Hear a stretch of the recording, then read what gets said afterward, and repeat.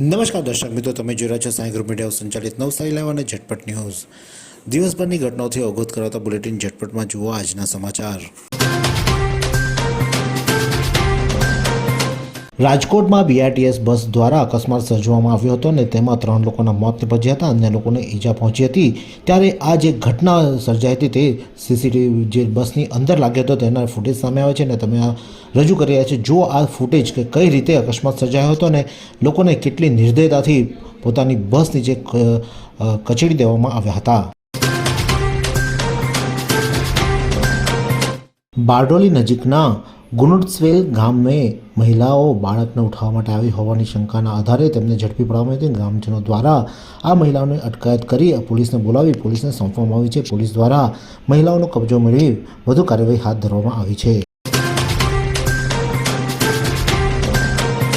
Navsari LCB પોલીસે પરથાણ ગામ ખાતે આઈસર ટેમ્પોમાં લઈ જતા દારૂના જથ્થા સાથે એક આરોપીને ઝડપી પાડ્યો. નવસારી એલસીબી પોલીસે બાતમીના આધારે પરથાણ ગામ ઓવરબ્રિજ પાસેથી આઈસર ટેમ્પો નંબર MH48CB7843માં જયેશ ઉર્ફે જયલો રણછોડભાઈ સુમસરા જેઓ રહેવાસી થાણે મુંબઈને પોલીસે ઝડપી પાડી તેની પાસેથી 2,63,280નો દારૂનો જથ્થો ઝડપી પાડી કુલ 7,65,280નો મુદ્દામાલ પોલીસે કબજે કર્યો હતો. તેમજ દારૂનો જથ્થો મંગાવનાર અશોક શાહ, જેના પૂરા નામ સરનામાનું ખબર નથી, તેને પોલીસે વોન્ટેડ જાહેર કરી વધુ કાર્યવાહી હાથ ધરવામાં આવી છે. નવસારી એલસીબી પોલીસે નાગધરા ખાતે ટેમ્પોમાં દારૂ લઈ જતા એક આરોપીને ઝડપી પાડ્યો.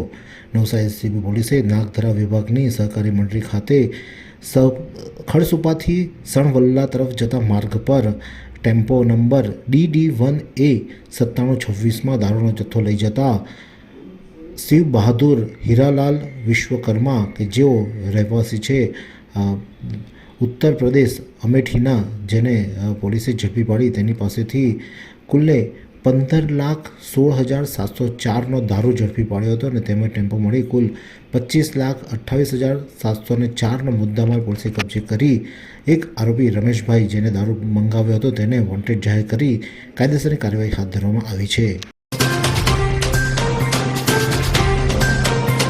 માનવતાને વરેલી સંસ્થા રેડક્રોસે પાણીની પરબ શરૂ કરી સેવાની મહેક પસારી છે. રેડક્રોસે નવસારી જિલ્લા શાખા દ્વારા સમગ્ર ઉનાળા માટે ઠંડા પાણીની પરબ શરૂ કરી સેવાની મહેક પસારી છે.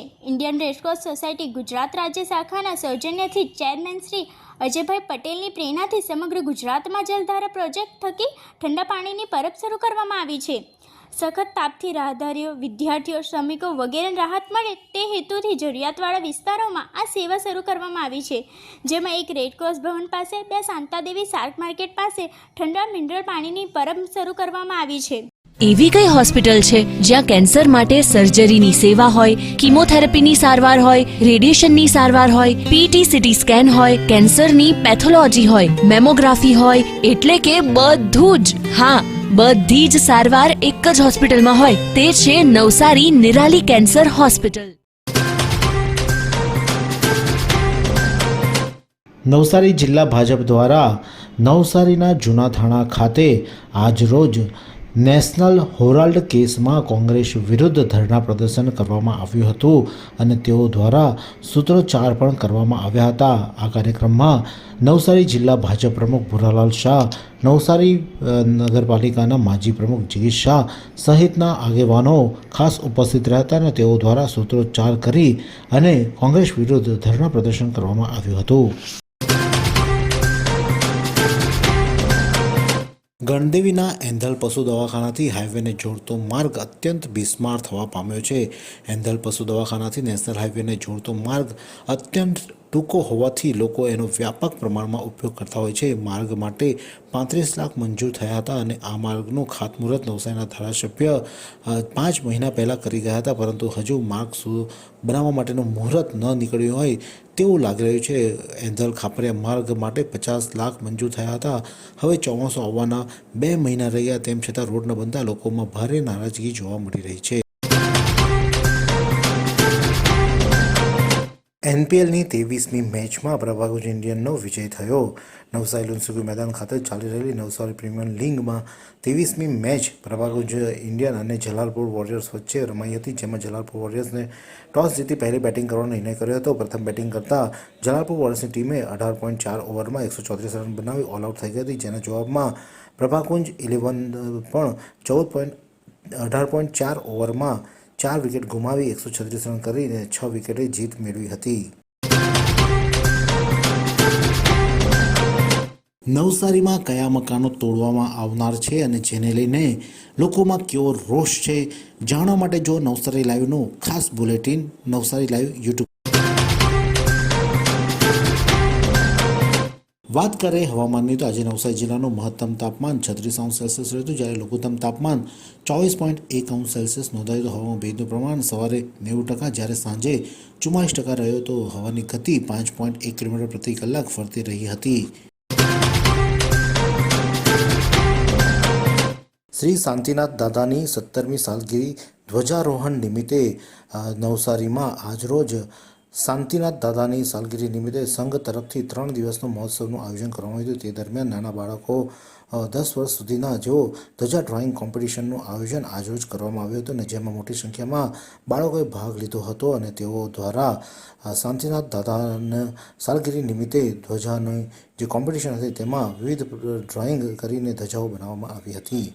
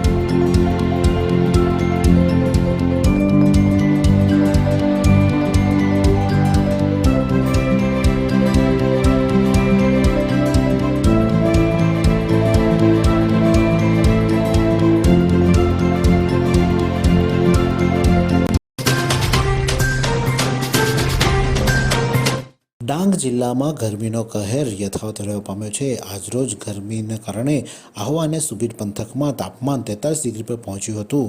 ડાંગ જિલ્લામાં છેલ્લા કેટલાક દિવસથી તાપમાનમાં સતત વધારો નોંધાઈ રહ્યો છે, જેના પગલે લોકો ત્રાહિમામ પોકારી ઉઠ્યા છે. ત્યારે ડાંગ જિલ્લામાં ગરમીનો કહેર યથાવત રહેવા પામ્યો છે. આજરોજ મહત્તમ તાપમાન 43°C તાપમાન નોંધાયું હતું, ત્યારે ગિરિમથક સાપુતારાના ગરમીનો પારો 40 ડિગ્રી પર પહોંચ્યો હતો, જેના કારણે સહેલાણીઓએ પણ ભારે હાલાકી વેઠવાનો વારો આવ્યો હતો. વાંસદા તાલુકાના ઉમરકુઈ ગામનું કુંભિયા પંથકનું બસ સ્ટેશન અત્યંત જર્જરિત થવા પામ્યું છે. જ્યાંને કોઈના જીવ લેવા માટે બેઠો હોય તેવું આ બસ સ્ટેશન છે, પરંતુ તેને રિપેર કરવા કે તેમને ધ્વસ્ત કરવા માટે તંત્ર પાસે સમય નથી, અને જેના કારણે કોઈ મોટી હોનારત સર્જાય તો જવાબદાર કોણ તે પ્રશ્ન ઉઠી રહ્યા છે. નવસારી ખાતે ડીજીવીસીએલનો નવી સર્કલ ઓફિસ ન મળે તો આંદોલનની ચીમકી આપવામાં આવી. નવસારીના સિટી અને રૂરલ સિટી સર્કલના સમાવેશના પત્ર અંગે અખિલ ગુજરાત કામદાર સંઘ દ્વારા વિરોધ કરવા સાથે નવસારી સર્કલ બનાવવા અપીલ કર્યા બાદ હવે નવસારીની 2 સંસ્થાઓ દ્વારા પણ આ અંગે સ્થાનિક સાંસદ અને ધારાસભ્યોને લેખિત રજૂઆત કરવામાં આવી છે, જેમાં ચીમકી આપવામાં આવી છે કે જો નવસારીને સર્કલ ઓફિસ નહીં બનાવવામાં આવે તો આંદોલન કરવામાં આવશે. નેશનલ હાઈવે 48 પર ચીખલી ખાતે થયેલા લૂંટના આરોપીની ધરપકડ કરવામાં આવી.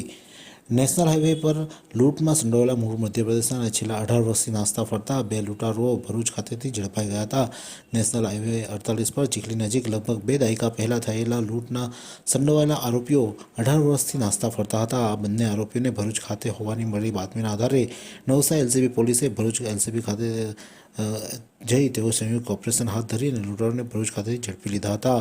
મૂળ મધ્યપ્રદેશના દિનુ શેતાનભાઈ મેળા અને બદિયાભાઈ કાળાભાઈ નીનામાં વર્ષ 2007માં તેઓએ ચીખલી ખાતે લૂંટ કરી હતી. નવસારી ગ્રામ્ય પોલીસની દારૂની કેસની તપાસ ગોવા સુધી પહોંચી. નવસારી ગ્રામ્ય પોલીસમાં ગત 3 એપ્રિલના રોજ 43.20 લાખનો દારૂ પોલીસે ઝડપી પાડ્યો. તે સંદર્ભે નવસારી પોલીસ તપાસ માટે ગોવા સુધી પહોંચી હતી, જ્યાં આ ટીમે વધુ 1,43,28,000 કિંમતનો દારૂનો જથ્થો સહિત મુદ્દામાલ કબજે લઈ દારૂ બનાવતી ગેલેસ્ટ્રોમ ડિસ્ટિલરીને સ્થાનિક તંત્રના સંબંધિત વિભાગના સહયોગથી સીલ કરવાની કાર્યવાહી કરવામાં આવી હતી. ચીખલીના અગાસી ગામે ગેરકાયદેસર માટી ખનન સામે કાર્યવાહીની માંગ ઉઠવા પામી છે. ચીખલી તાલુકાના અગાસી ગામ ખાતે ગેરકાયદેસર બેરોકટોક થઈ રહેલા માટી ખનન સામે રાજેશભાઈ ગરાસિયા દ્વારા ચીખલી પ્રાંત અધિકારીને રજૂઆત કરવામાં આવી છે અને તેઓ દ્વારા અગાસી ગામમાં ચિકાર ફળિયામાં છેલ્લા 2 વર્ષથી વિના પરવાનગીએ ગેરકાયદેસર માટી ખનન થઈ રહ્યું હોવાનું તેમજ ગામના એક ઈસમ દ્વારા જેસીબી અને 4 જેટલા ટ્રેક્ટર મૂકી તેમની માટી માલિકીની જમીન હોય તેમ ખોદી બિંદાસપણે માટી ખનન થઈ રહ્યું છે અને તેમાં તેઓ રજાના દિવસે તો સમગ્ર દિવસ દરમિયાન પણ તળાવમાંથી માટી ખનન કરતા હોવાનું પણ તેમણે આરોપ લગાવ્યો છે. આ અંગે પ્રાંત અધિકારીને રૂબરૂ સ્થળ મુલાકાત લઈ યોગ્ય કાર્યવાહી કરવા માટે લેખિત રજૂઆત કરવામાં આવી છે. फालूदा मिक्स की इतनी सारी वैरायटीज रिफ्रेश के पास है. अगर आपको भी चाहिए रिफ्रेश के फालूदा मिक्स की इतनी सारी वैरायटीज, तो फिर सर्च करो, क्लिक करो, लाइफ को रिफ्रेश करो.